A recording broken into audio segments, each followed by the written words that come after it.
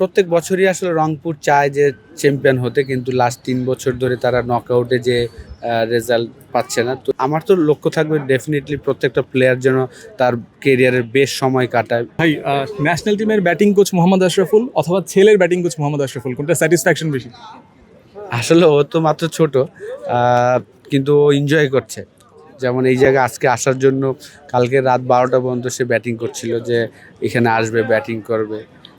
এবং ভাল লাগে যে আসলে এই বয়সে আপনি যেটা বলবেন ওইটাই ওরা শোনার চেষ্টা করে, খুব তাড়াতাড়ি ক্যাচ করে। এইটা ভাল লাগে যে যেমন অফ সাইডে মারো, নিচে মারো, বললে দেখি যে তার ব্রেন থেকে সে বাইর করছে কীভাবে আস্তে করে অফ সাইডে মারবে, নিচে মারবে। তো এই জিনিসগুলো যখন দেখি ভালোই লাগে। আর ন্যাশনাল টিমে যেহেতু ঢুকেছি, এটাও তো আলাদা একটা অনুভূতি। তো এখন বাংলাদেশ টিমের কাজ করাতে আমার ছেলেমেয়েরাও খুব প্রাউড ফিল করে। যদিও তাদের বয়স হয়নি, বাচ্চা একদম, কিন্তু তারাও খুব প্রাউড ফিল করে যে না, বাবা টিমের সাথে আছে, কাজ করছে। ওই ছেলের কথা যদি বলি, অনেক বেশি প্যাশনেট দেখলাম ক্রিকেটের ক্ষেত্রে। এটা একবারে বলে না যে রক্তে ক্রিকেট থাকা, ওরকম কিনা? ডেফিনেটলি। দেখেন, আমরা জয়েন্ট ফ্যামিলিতে থাকি। আমার বড় ভাইয়ের ছেলেও তানজিল, সে বিকেএসপিতে আছেন, ক্লাস 7-এই ঢুকেছেন, এখন 9-এ পড়ে। তো অবশ্যই আমাদের বাসায় যেমন ও হয়েছে কোভিডের সময় আদ্দি। তো কোভিডের সময় হওয়ার পরে আসলে আমার মেয়েও প্রচুর খেলা দেখে। আমি যেহেতু সারাদিন টিভিতে খেলা দেখি, তো ওরাও খেলা দেখে। তো ওই খেলা দেখা থেকেই আসলে এই খেলাটা ভালোবাসা, এবং ভালো লাগে যে যখন যেটা বলা হয় সেটা শোনার চেষ্টা করে।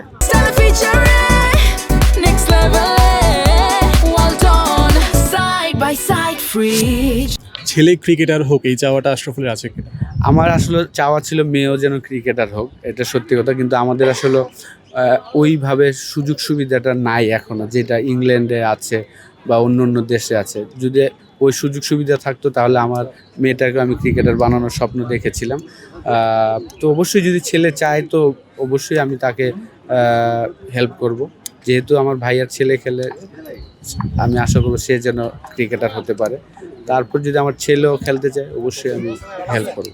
আজকের ম্যাচের কথা যদি বলি, গত কয়েকদিন আমরা একাডেমিতে প্র্যাকটিস করতে দেখেছি, আজকে মিস আউট করেছেন বলে মনে হয় কিনা? হ্যাঁ, অবশ্যই। বলটা আসলে একটু নিচে নেমে গিয়েছিল, এবং মিস করে ফেলেছি ডেফিনেটলি।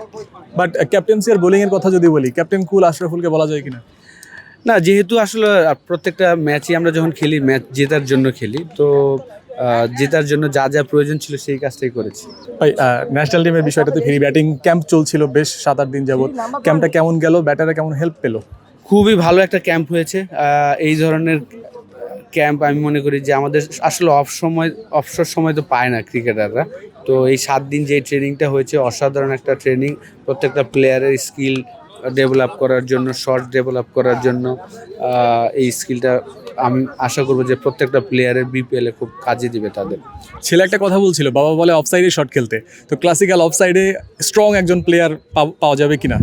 চেষ্টা তো করছি, দেখা যাক। কারণ এই বয়সে আসলে সবাই চায় যে 6 মারতে। আমরা ছোট থেকে বড় যারাই, তারা আর কি মিডন থেকে শুরু করে মিড উইকেট এইসব জায়গায় খেলতে পছন্দ করে।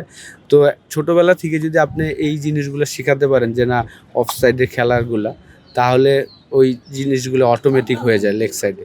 তো সেই কারণেই আসলে অফ সাইডে শেখানোর চেষ্টা করছি। ব্যাক অফ দ্য মাইন্ড ওইটা থাকে কিনা, যে যেমন সমালোচনা হয় যে খুব বেশি লেগ সাইড ওরিয়েন্টেড হলে, ওই বিষয়টা মনে কাজ করে কিনা?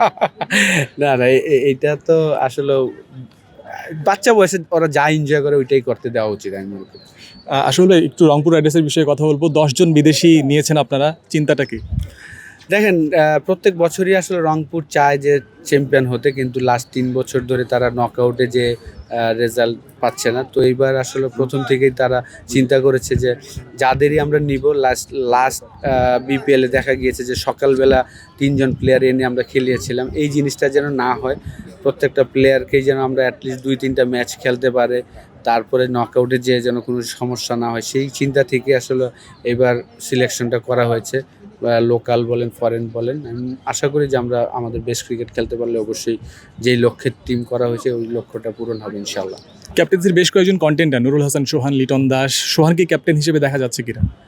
অ্যাকচুয়ালি আমি এখনও বলতে পারবো না এই বিষয়টা, কিন্তু আপনি যদি আমাকে জিজ্ঞেস করেন ব্যক্তিগতভাবে, আমি মনে করি যে লিটন যেহেতু বাংলাদেশ টিমের ক্যাপ্টেন, কিছু কিছু সময় এরকম এইসব ফ্র্যাঞ্চাইজি টুর্নামেন্ট খেলাগুলো শুধু আপনি এনজয় করার জন্য শুধু ব্যাটসম্যান হিসেবে খেলাটা অনেকটা নিজের জন্য ভালো। আর যেহেতু নুরুল হাসান সোহান রেগুলার ক্যাপ্টেন, লম্বা সময় ধরে এই টিমটা লিড করছেন, তো আমার মনে হয় যে তার কাঁধেই হয়তো বা ক্যাপ্টেন্সিতে থাকাটা ভালো হবে। মুস্তাফিজকেও নিয়েছেন, মানে এবার চ্যাম্পিয়ন হতেই হবে এরকম একটা মানসিকতা নিশ্চয়ই রয়েছে। অবশ্যই প্রত্যেক বছরই তাদের এই লক্ষ্যটা থাকে। তো এই বছর আরেকটু বেশি ছিল, আরেকটা অপশন ছিল, যেহেতু আপনার যাকেই পছন্দ আপনি নিতে পারবেন যত দাম দিয়ে হোক। এই অপশনটা থাকাতে আসলে আমি বলবো যে আমরা খুব ভালো পিক করতে পেরেছি প্রত্যেকটা প্লেয়ারকে। লাস্ট প্রশ্ন, 2027 বিশ্বকাপ পর্যন্ত ব্যাটিং কোচের দায়িত্বে মোহাম্মদ আশরাফুল, পার্সোনাল লক্ষ্য কি কোচ হিসেবে? এখন আসলে আমি ওই এই জিনিসটা আমার সাথে ফাইনালি কিছু হয়নি, জাস্ট মৌখিকভাবে কথা হয়েছে। তো জাস্ট আমার তো লক্ষ্য থাকবে ডেফিনেটলি প্রত্যেকটা প্লেয়ার যেন তার কেরিয়ারের বেশ সময় কাটায়, সেটাই আমার লক্ষ্য থাকবে। আরেকটা প্রশ্ন করি, অফসাইডে অনেক বেশি মনোযোগ দিতে দেখা গেছে জাকির, সোহান থেকে শুরু করে এই প্লেয়ারগুলোকে নিয়ে থট প্রসেসটা কি ছিল? না দেখেন, তারা কিন্তু খেলতে পারে সব জায়গায়, মাঝখানে হয়তো বা একটু খারাপ সময় গিয়েছে, বিশেষ করে জাকিরের। আমি আশা করবো যে বিপিএলটা খুব চমৎকার সময় কাটাবে সে। Thank you so much.